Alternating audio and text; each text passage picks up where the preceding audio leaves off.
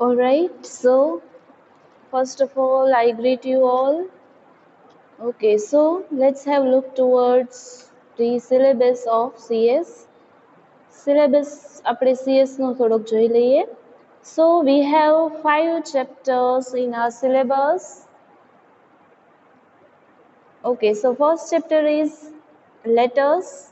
So in this first chapter we are going to discuss various types of letters, and we are going to study in detail the format or how to prepare such letters, right? Okay, let's see the chapter number 2. It is about report. That means report writing. We'll study how to write a report, how to draft a report, and we'll also study different types of report. Okay, so our chapter number 3 is application. We write application for various reasons. Okay, so in this chapter we are going to discuss how to prepare a resume, how to form and what are the contents of application, how to draft the application. Okay, so chapter number 4 will be interview. Okay, so in interview we are going to discuss various styles, various types, features and guidelines for interview as well as interviewee. Okay, so and the last chapter of our syllabus is questionnaire. Okay, so in questionnaire we are going to study meaning definition, format, objectives and types of questionnaire. So in scientific technical communication, the syllabus is too short, but we'll try to cover each and every points in a brief way. બરોબર, syllabus આપણો short છે પણ આપણે એના વધારે example વધારે deeply study કરવાના છીએ. Okay, so let's begin the first chapter. Okay, our first chapter is letters.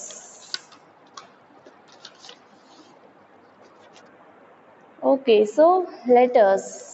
Letter writing is important and official part of official work of business, right? Business માં એક official part ધરાવે છે letter writing. Even in the time of modern technology like email, mobile, etc., the importance of letter has not decreased. See, અત્યારે ભલે modern technology નો period ચાલુ છે, we use cell phones, we use emails, we use various medium for communication, but still હજુ પણ letter નું મહત્વ ઓછું થયું નથી. Even the conversation are often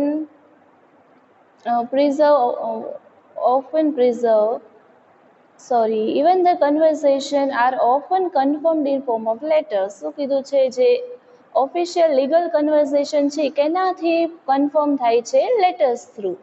Letters are important documents that preserve official matters, business deals or contracts. Of course, letter છે એ મહત્વનું document છે જે શું પ્રિઝર્વ કરે છે? ઓફિશિયલ મેટર, કોઈ લીગલ મેટર છે, કોઈ કોન્ટ્રાક્ટ છે, બિઝનેસ ડીલ્સ છે વગેરેને પ્રિઝર્વ કરે છે, એટલે સાચવીને રાખે છે. Therefore, unlike social letters, official letter need to be written with proper care. Social લેટર્સની જેમ જ ઓફિશિયલ લેટર પણ પ્રોપર કેર કાળજીપૂર્વક લખાવા હોવા જોઈએ. બરોબર, એ ક્લાસમાં અમે કરાવી દીધું છે. સો we are going to study it as quickly as much as possible. Okay, right.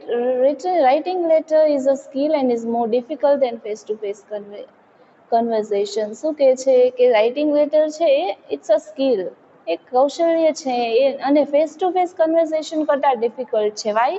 Because while writing letter we are the the receiver is not present with us. બરોબર છે, જ્યારે આપણે લેટર લખીએ છીએ ત્યારે ફેસ ટુ ફેસ કન્વર્સેશન નથી થતું, right? એટલે એમ કહે છે કે ફેસ ટુ ફેસ કન્વર્સેશન કરતાં લેટર રાઇટિંગ કેવું છે? ડિફિકલ્ટ છે. Face to face conversation gives opportunity to correct words at the same moment, while official letters are expected to written with proper selection and arrangement of words. શું કીધું છે, face to face conversation છે એમાં આપણે correction કરીએ છીએ, એક opportunity તક આપણે મળે છે કાંઈ ઇમ્પ્રુવમેન્ટ સુધારો કરવાની તે જ સમયે. પણ ઓફિશિયલ લેટર્સમાં છે, ઓફિશિયલ લેટર છે એ બહુ જ કાળજીપૂર્વક લખવામાં આવે છે અને એના વર્ડ્સ અરેન્જ પ્રોપરલી કરવાના હોય છે, જેથી કરીને જે મેટર છે એક્સપ્લિસિટલી કન્વે કરી શકાય, એટલે પ્લેનલી ક્લિયરલી કન્વે કરી શકાય. In face-to-face conversation, person can receive response and reaction immediately, hence can correct mistake. Of course, બરોબર છે. પર્સન છે એ ત્યારે આન્સર આપણે આન્સર રિસીવ કરીએ છીએ, રિસ્પોન્સ રિસીવ કરીએ છીએ કે એમાં ફેસ ટુ ફેસ કમ્યુનિકેશનમાં. But while you write a letter, જ્યારે તમે લેટર લખો, the response will be received after some time. See, on the other hand, response of letter can be seen only when answer is received in the form of letter. આમાં reply ક્યારે મળે છે, જ્યારે પાછો પ્રત્યુત્તર આપણે મળે ત્યારે જ આપણે ખ્યાલ આવે, બરોબર. તો ફેસ ટુ ફેસ કન્વર્સેશન કરતા લેટર રાઇટિંગ છે it's little difficult. Now language plays very important role in formal writing. Formal writing હોય છે જ્યારે ભાષા એ મહત્વનો ભાગ ભજવે છે. Person richer in terms of language can easily and briefly communicate the matter without any change of misinterpretation. શું કીધું છે કે જે વ્યક્તિ છે who has the knowledge of language, જે વ્યક્તિને જે રિચર છે એટલે એને વધારે એની પાસે વર્ડ્સ છે એ ઇઝીલી અને બ્રીફલી કમ્યુનિકેટ કરી શકે, જે પણ મેટર આપણે સમજાવવાનો છે easily without any chance of misinterpretation. કાંઈ બરોબર અમુક વર્ડ્સ એવા હોય છે જેનું મિસઇન્ટરપ્રિટેશન થાય છે, જે શબ્દ હોય બીજો એનો અર્થ અથવા એનો મિનિંગ અલગ હોય છે, એને કહેવાય મિસઇન્ટરપ્રિટેશન. તો એ પર્સન પાસે વધારે શબ્દો હોવા જોઈએ તો જ આ સારી રીતે મેટર ક્લારિફાય થઈ શકે. But the writer who is not adept in the use of language may fail to receive expected result. બરોબર. On the other hand, a person or a writer who is not having a knowledge of particular language may fail. જેની પાસે લેંગ્વેજનું જ્ઞાન નથી તે expected result, જે અપેક્ષિત result છે પરિણામ મેળવવામાં ફેલ થશે. It often turns into a lengthy and ambiguous letters if matter is not described in proper words. શું કીધું છે, ઘણી વાર બરોબર લેન્ધી અને એમ્બિગિયસ લેટર બને છે, એટલે લાંબુ અને ગૂંચવણાવાળું અને પ્રોપર વર્ડ્સમાં જો એક્સપ્લેન થયું, ડિસ્ક્રાઇબ એટલે વર્ણન થયેલું ન હોય તો. Official letters must be short and clear with simple language. Official letter it is also a type of letter. A simple languageમાં હોવું જોઈએ, short અને clear. Therefore, good vocabulary is necessary. એટલે શું કીધું છે, સારી વોકેબ્યુલરી હોવી જોઈએ તો જ ઓફિશિયલ લેટર શોર્ટમાં અને ક્લિયર લખાશે. Repetition of words or phrase should be avoided except where the exact meaning of word or phrase does not allow any change. શું કીધું છે, ગુડ વેકેબ્યુલરી જોઈ છે અને સાથે સાથે અમુક વર્ડ્સ છે એનું રિપીટેશન પણ હોવું જરૂરી છે. ઓર ફ્રેઝ એટલે કે એવી કાંઈ આઇડન્સ છે, કોઈ ટર્મ છે, કોઈ શબ્દ છે, એવું સેન્ટેન્સ છે, શબ્દોનું રિપીટેશન છે એને શું કરવાનું, અવોઇડ કરવાનું છે. એટલે કે એનો વધારે યુઝ કરવાનો નથી, જ્યાં પણ એની જરૂર હોય ત્યાં જ એને કરવું. Beginning of letter should be attractive so that it can catch the reader's attention. લેટરની શરૂઆત કેવી હોવી જોઈએ, એટ્રેક્ટિવ, આકર્ષક હોવી જોઈએ, જેથી રીડર્સનું ધ્યાન છે ખેંચી શકે. All the points should be described appropriately and should also be in proper order. Of course, logical order જે પ્રમાણે લેટર હોવું જોઈએ બરોબર, એવા મુદ્દા છે એને ડિસ્ક્રાઇબ એપ્રોપ્રિએટલી એટલે વ્યવસ્થિત રીતે કરવું જોઈએ. આપણો ઓબ્જેક્ટિવ છે લેટર રાઇટિંગનો એ ફૂલફિલ થવો જોઈએ.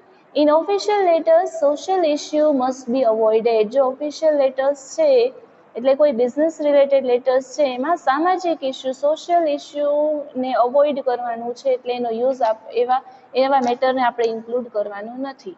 Even personal relations should not be mentioned or reflected in writing. Therefore, the words like lovingly and obediently and casual words like unable, hello, come on dear are avoided.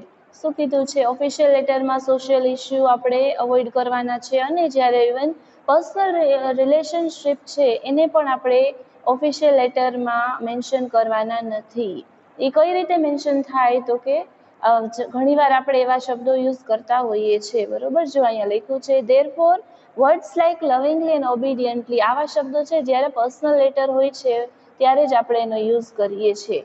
Casual words like unable, વનાબલ, okay, hello, come on dear, આ બધા avoid કરવાના હોય છે. જો કે આ જ વર્ડ્સ છે એ પર્સનલ લેટરમાં વધારે યુઝ થતા હોય છે. તો ઓફિશિયલ લેટરમાં પર્સનલ ઇસ્યુ, સોશિયલ ઇસ્યુને આપણે ડિસ્ક્રાઇબ ઓર રિફ્લેક્ટ કરવાના હોતા નથી. Essential part of official letter R given, બરોબર. તો આપણો ફર્સ્ટ પાર્ટ છે, ઘણા બધા પાર્ટ છે લેટરના, બરોબર છે. તો આપણે વન બાય વન એને સ્ટડી કરીશું. ઓકે, ચલો. તો આપણો ફર્સ્ટ પાર્ટ છે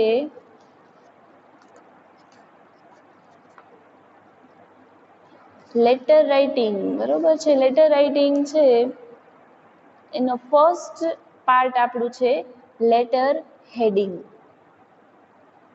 ઓકે, લેટર હેડિંગ. હવે ફર્સ્ટ ઓફ ઓલ આપણે લેટર લખીએ, બિઝનેસ લખીએ, ઓફિશિયલ લખીએ, personal, formal, whatever the type of letter we are going to write, first we always need to give a heading.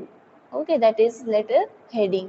Normally when a letter is written by an individual, the name, address and date are written at the right hand top corner of the letter. શું કીધું છે? Letter writing છે એ always right hand ટોપ corner, right hand ટોપ corner ઉપર લખવામાં આવે છે.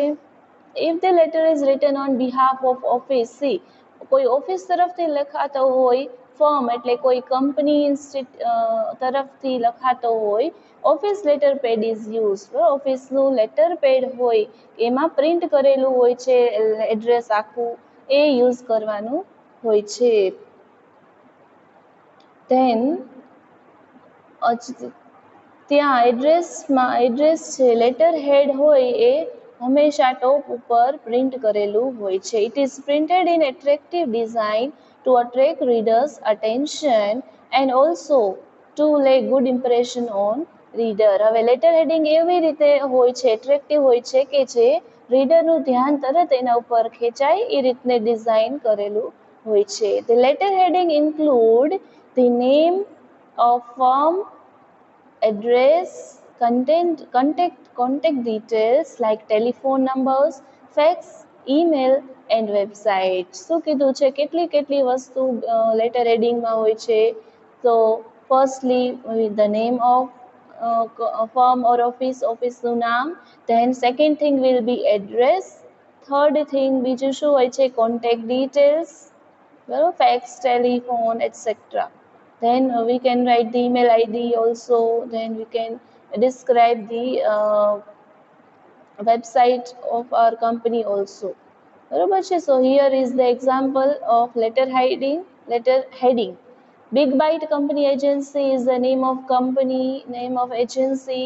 then 401 Om Commercial Complex, Sangeet Cinema Cross Road, New Delhi 110001. This is pin code of Delhi. These are the contact details, telephone number as well as fax. Then another detail is email ID and the website of the agency. Okay, so I hope letter heading will be clear in your mind.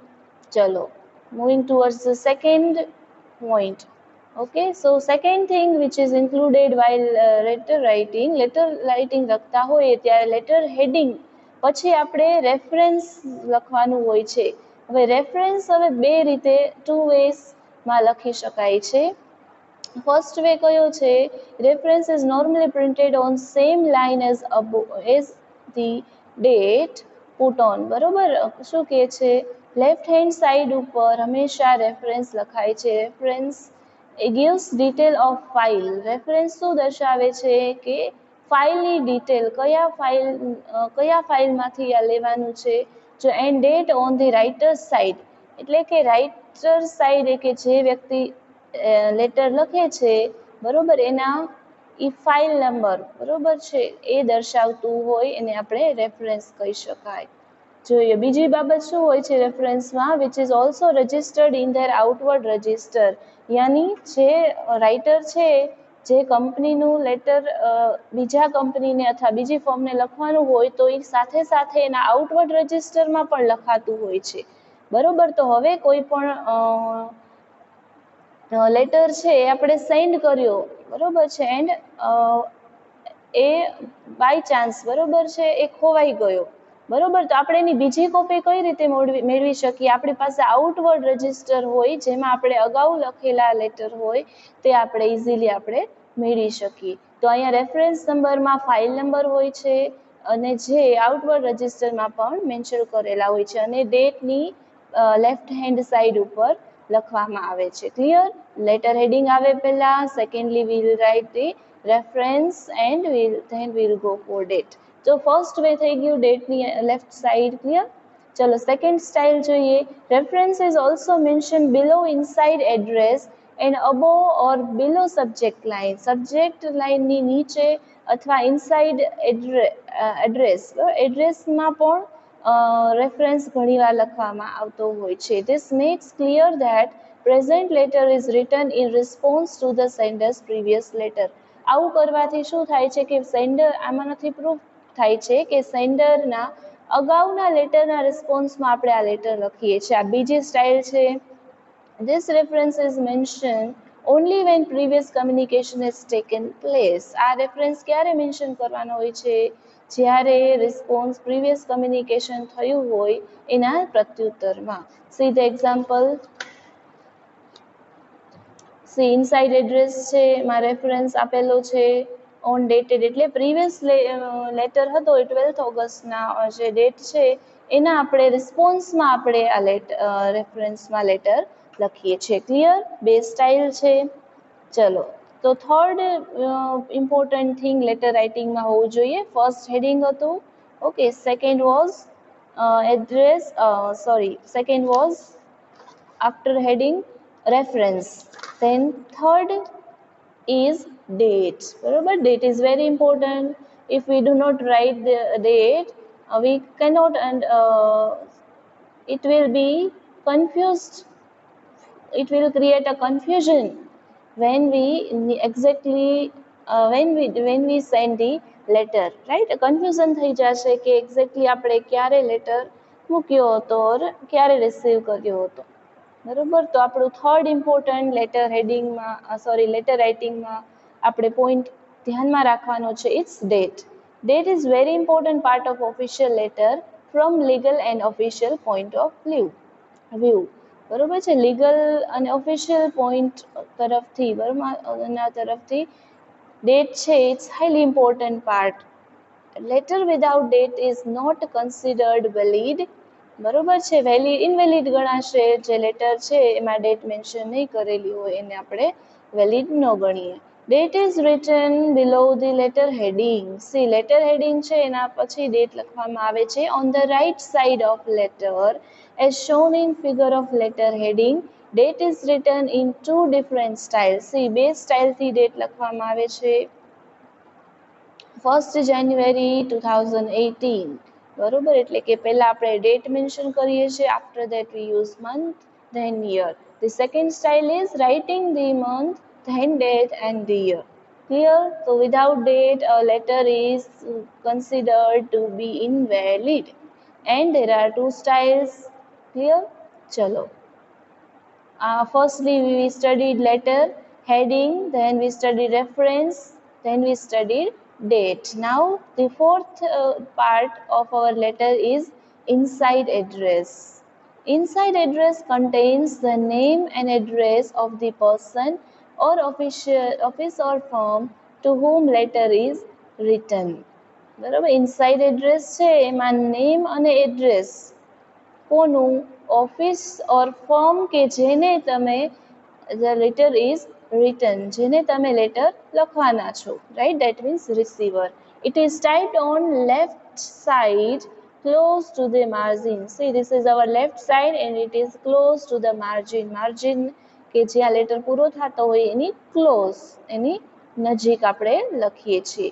See the example, પહેલા letter height, firstly letter heading is given, then we are writing the reference, that means inside address.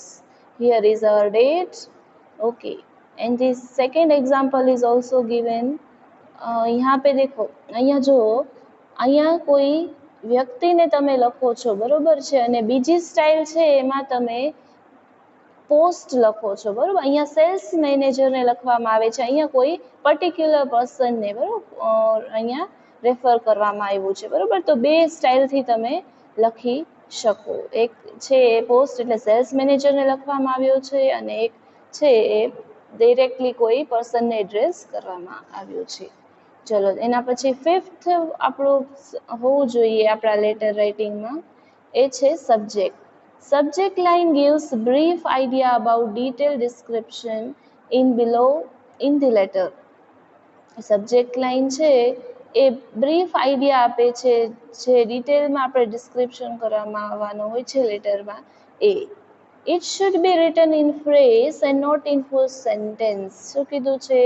Phrase એટલે કે short સેન્ટેન્સમાં હોવું જોઈએ, ફૂલ વાક્યમાં નહીં, પણ એક અડધો પાર્ટ સેન્ટેન્સનો એ રીતે હોવું જોઈએ. It is written below the inside address with double margin. શું કીધું છે? ડબલ માર્જિનમાં હોવું જોઈએ, એટલે કે રાઇટિંગ થોડાક બધા કરતાં થોડાક કેવા હોવું જોઈએ, ટેક્સ્ટ સાઇઝ થોડુંક અલગ હોવું જોઈએ, જ્યાંથી સબ્જેક્ટ લાઇન ઉપરથી ખ્યાલ આવે કે આપણે એક્ઝેક્ટલી શું મેટર છે, શું પર્પઝ છે આ લેટરનું. ઓકે, તો it's written below the inside address with double margin. Subject line is helpful in filing the letter and also filing the letter. શું કીધું છે? સબ્જેક્ટ લાઇન છે એ લેટરને ફાઇલ કરવા માટે ઇમ્પોર્ટન્ટ છે. And also to know quickly the purpose of letter. ફટાફટ આપણે આખો લેટર વાંચવાનો આપણે પાસે ટાઈમ ન હોય તો સબ્જેક્ટ ઉપરથી આઈડિયા આવી જાય શું છે પર્પઝ, રાઈટ. ચલો, like inside address, it helps to hand over the letter to concerned person in case the office is very big and number of person are working and managing different work. શું કીધું છે કે જ્યારે બરાબર inside address છે એનાથી આપણે ફટાફટ જેને આપણે લેટર પહોંચાડવાનો છે એ ઇઝી બનશે. જ્યારે વધારે વ્યક્તિઓ હોય ત્યારે ફટાફટ આપણે ઇનસાઇડ એડ્રેસ જોઈને એને આપણે સેન્ડ કરી શકીએ, બરોબર. આ એક્ઝામ્પલ આપેલું છે, અહીંયા હેડિંગ આપણું રેફરન્સ છે, અહીંયા સબ્જેક્ટ લાઇન હોય છે. Please do remember the format of letter writing, બરોબર, યાદ રાખજો. અધર એક્ઝામ્પલ્સ આપેલા છે. સબ્જેક્ટ જો આ રીતે લખ્યો છે, invitation to be the chief guest in the function, બરોબર. સબ્જેક્ટ આપેલો છે કે ચીફ ગેસ્ટને આપણે ઇન્વાઇટ કરીએ છીએ ફંક્શનમાં. સેકન્ડ સબ્જેક્ટ આપેલો છે અ લીવ રિપોર્ટ, બરોબર. આપણું why do we write the letter for leave. Second subject third આપેલો છે about sending the quotation of ગ્લાસવેર્સ.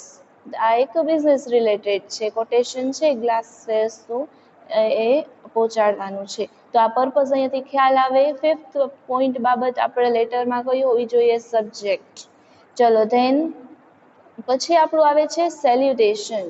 સેલ્યુટેશન is written or typed below subject line. Subject લાઇનની બિલો, બરોબર છે, આપણે સેલ્યુટેશન લખીએ છીએ. And before the body of letter. લેટરનું છે મેઇન પાર્ટ છે બોડી, એની પહેલાં, એટલે કે આપણે જે કોને એડ્રેસ કરીએ છીએ, કોને રિફર કરીએ છીએ જોઈએ. It's typed close to the margin. માર્જિનની ક્લોઝ હોય છે.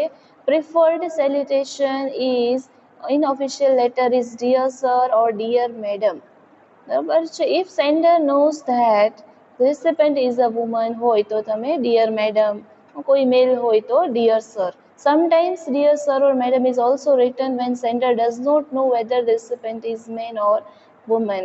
when a letter is addressed by name instead of designation of recipient, dear Mr. Krishna, dear Miss Kavita, dear Miss Patil or dear Miss Ankita is also written. In short, બરોબર, કોઈ name તમને designation ખબર ન હોય, તમને name હોય તો તમે ડિયરનો યુઝ કરી શકો. In recent years Ms is preferred instead of Mrs or Miss. બરોબર છે. તો અત્યારે MS એટલે મિસનો ઉપયોગ વુમેન રિસિપેન્ટ માટે કરીએ છીએ. ચલો આગળ વધીએ.